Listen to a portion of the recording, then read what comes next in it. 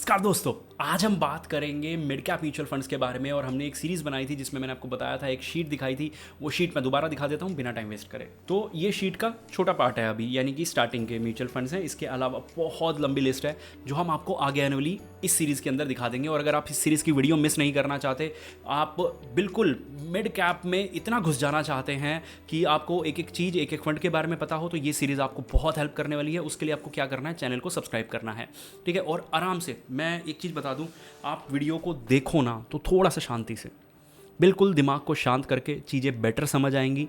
Focus ऐसी जगह पे आप देखो वीडियो जहाँ पे आपको लगे कि आपको 5-10 मिनट सिर्फ कोई डिस्टर्ब नहीं करने वाला, ठीक है। और लगातार आप इस सीरीज़ को देखना चाहते हैं तो चैनल को सब्सक्राइब कर लो, ओके। और यहाँ पे अब वीडियो के अंदर मैं अगर जाऊँ तो हम देखेंगे टॉप के म्यूचुअल फंड। सिर्फ मैंने अभी 6 म्यूचुअल फंड के डेटा निकाले हैं।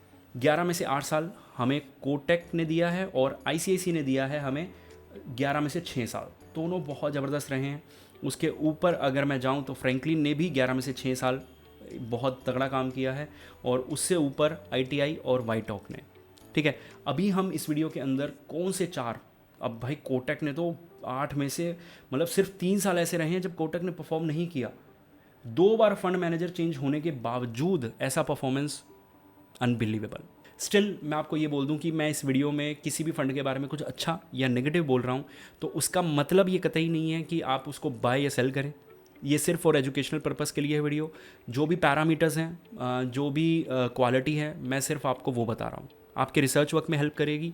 डिसीजन आपका खुद का या आपके एडवाइज़र का होगा। अगर आप चाहते हैं कि यार इतना रिसर्च तो हम नहीं कर सकते, तो स्क्रीन पे नंबर है। आपके लिए जो रिसर्च वर्क है हम करेंगे, आपका पोर्टफोलियो हम मैनेज करेंगे, क्वार्टरली रिव्यू हम करेंगे, और साथ ही साथ लमसम जो भी करना है आपको वो भी हम, टैक्स हार्वेस्टिंग हम। और बताता रहूँगा, वीडियो ख़त्म हो जाएगी लेकिन बातें ख़त्म नहीं होंगी। इसलिए वो बात के लिए स्क्रीन पे नंबर है, आप अपना एसआईपी अमाउंट ड्रॉप कीजिए। बातें हम फ़ोन पे कर लेंगे, बहुत टाइम है मेरे पास, आप निकाल लीजिएगा। और अभी वीडियो के अंदर चलते हैं, ठीक है। अब यहाँ पे मैं इतनी जल्दी में था कि वाइट ऑक कैपिटल के 3 साल होते ही, क्योंकि मैं इस म्यूचुअल फंड को बहुत मतलब जो मॉनिटर कर रहे थे, क्लोजली मॉनिटर कर रहे थे, तो मैंने 3 साल होते ही वीडियो बना दी। मैंने कहा भाई इसके 3 साल हो गए, अब भाई इस साल मतलब इस महीने होने थे अगस्त में, अगस्त ख़त्म तो होने देता क्योंकि मैंने अगस्त ख़त्म नहीं होने दिया, इसलिए 3 साल का डेटा अभी नहीं है। शायद मुझे नेक्स्ट मंथ दोबारा मैं इसको फंड को इंक्लूड करूँगा और 3 मंथ्स के रिजल्ट ज़रूर देखना चाहूँगा, क्योंकि लॉन्ग टर्म 3 ईयर्स तो मिनिमम होना चाहिए। हाँ, 1 ईयर्स के अगर मैं कंपेयर करूँ तो अभी भी आप देख सकते हो बहुत अच्छे हैं, कोटक के बराबर हैं 6 मंथ वाले, और रिकवरी के मामले में भी कोटक के बराबर है। तो कोटक ने और इसने बहुत ज़बरदस्त रिटर्न्स दिए हैं।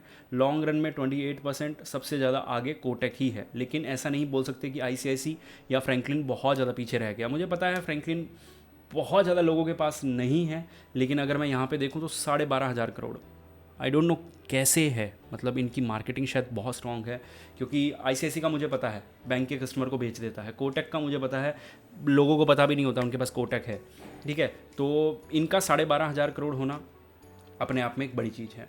रेशोज़ इसके अभी अवेलेबल नहीं है, जैसे ये अवेलेबल हो जाएंगे हम दोबारा वीडियो बना देंगे। लेकिन अगर मैं रेशोज़ की बात करूँ तो ये दोनों रेशोज़ के मामले में बहुत अच्छे हैं।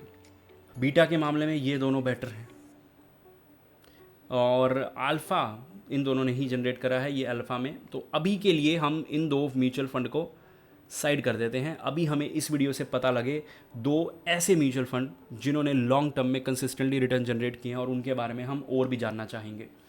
Capital good, financial, health care, ये सेक्टर, इधर भी सेम सेक्टर, और हर जगह ऑलमोस्ट सेम सेक्टर है, आईसीआईसी में छोड़ के हल्का फुल्का। तो सेक्टर वाइज हम यहाँ पे चूज़ी नहीं हो सकते, क्योंकि ऑलमोस्ट सब में सेम है इस वीडियो में जो हम एटलीस्ट हम बात कर रहे हैं। बाकी हम अदर मिड कैप्स की बात करेंगे तो शायद हमें और सेक्टर्स भी देखने को मिले। अब यहाँ पे अगर मैं बात करूँ लमसम की, तो सब में आप लमसम नहीं कर सकते वाइटॉक और आईसीआईसी में, और इन दोनों को तो हम वैसे ही निकाल चुके हैं। तो फ्रैंकलिन में आप कर सकते हो, और साथ ही साथ आप कर सकते हो कोटक में भी, समझ गए। तो चलिए अब और नीचे चलते हैं। अपने कैटेगरी एवरेज को क्या बीट कर रहा है कोटक, सिर्फ और सिर्फ अभी मैं कोटक पे फोकस करूँ तो डेफिनेटली 1.5% कैटेगरी एवरेज, 5% इसके रिटर्न्स लास्ट 1 ईयर में।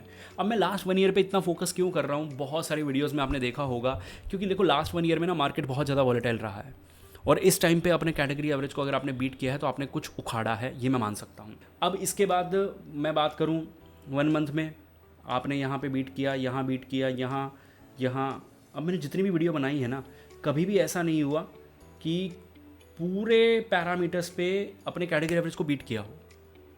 तो ये है कोटक की पावर। स्टिल अगर आप इसे लेना चाहते हैं तो अपना रिसर्च खुद करें, सिर्फ और सिर्फ मेरी वीडियो से नहीं। आप जाके नंबर चेकआउट्स करें, रोलिंग रिटर्न्स जो वीडियो में नहीं है वो जाके चेकआउट करें, फंड मैनेजर के बारे में पढ़ें, इनके जो फंड फैक्ट शीट आती है वो फैक्ट शीट को देखें। वो उससे ज़्यादा मतलब अच्छी चीज़ हो नहीं सकती। ठीक है, अगर आप चाहते हैं मैं फैक्ट शीट इंक्लूड करना शुरू करूँ तो आप मुझे बता दीजिएगा, लेकिन स्टिल इन दी एंड आपको अपनी रिसर्च करनी पड़ेगी। मिड कैप में अगर मैं बात करूँ तो 70% है, 65% मिनिमम डालना होता है, आधा लार्ज कैप आधा स्मॉल कैप, यानी कि जो 30% बच गया। अगर टॉप 10 की बात करें तो मैं हमेशा बोलता हूँ कि 30% से ऊपर नंबर चला गया तो मतलब कॉन्फिडेंस हाई है। ओके, तो ये अच्छी चीज़ है।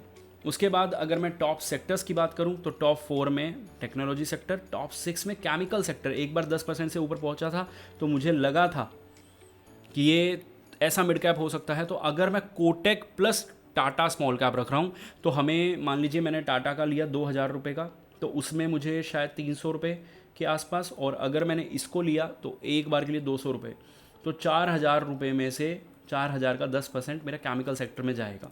बहुत बड़ा एक्सपोजर नहीं है लेकिन स्टिल एक्सपोजर है हमारे पास, और 10% छोटा नहीं होता क्योंकि आपको बाकी जगह से भी मिलेगा।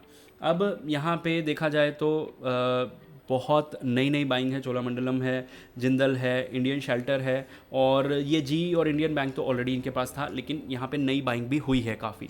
3 नए बाई किए गए हैं, कजारिया को आउट कराया गया है, और 11 में से 8 बार इसने अपने कैटेगरी एवरेज को बीट किया है। तो मेरे हिसाब से फ्रैंकलिन, अगर हम मतलब हमारे पास कितने ऑप्शन होने चाहिए, 5 ऑप्शन 6 ऑप्शन बहुत हैं। तो पहला ऑप्शन मेरे हिसाब से कोटक है। इस सीरीज़ को कंटिन्यू करेंगे, और अगर आप कुछ भी पूछना चाहते हैं तो कमेंट सेक्शन आपके लिए खुला है। मिलते हैं अगली वीडियो में।